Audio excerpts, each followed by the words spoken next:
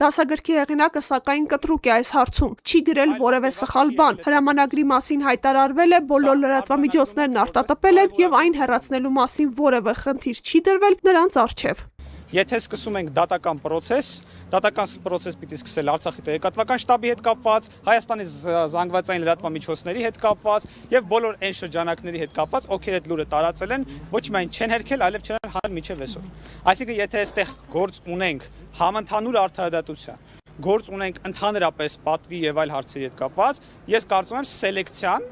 սելեկտիվ վերաբերմունքը սխալ է։ Դասագրքի Արցախին վերաբերող հատվածի լղեի հայաթափումը ենթավերնագրի հատվածում ընդամենը 10 տող է։ Նախադասությունները բավական կարճ են։ Լրագրողների հարցին արդյոք ավելի ճիշտ չէր լինի ներկայացնել ամբողջական տեղեկությունը, թե ինչ իրադարձություններ են նախորդել այդ հրամանագրին եւ ինչ իրավիճակում է դրա մասին հայտարարություն տարածվել, Նժդե Հովսեփյանն արձագանքեց. փաստն է արձանագրել։ Ես ինչ գրել եմ, բացառապես իմ դիտանկյունը այն է եղել, որ պիտի գրեմ այն ինչ որ փաստն է եւ ոչ թե մեկնաբանություն է։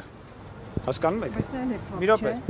Կներեք, հիմա մենք դեբատ ենք անում։ Չի գրված այդպես։ Չի ասում փաստ չէ։ Կներեք, չի գրված այդպես։ Կներեք, չի գրված այդպես։ Հիմա դուք ինձ հետ բանավիճում եք, թե հարց եք տալիս։ Ահա, ուրեմն երբ որ կգնաք, կկարդաք դասագիրքը, այդ հարցը կշարունակեք տալ։ Այդ ամեն ինչը թե բլոկադայի վերաբերյալ, թե Ադրբեջանի ռազմական ագրեսիայի վերաբերյալ, թե Ադրբեջանի գոյություն արածների վերաբերյալ փաստական ամեն ինչ գրված է։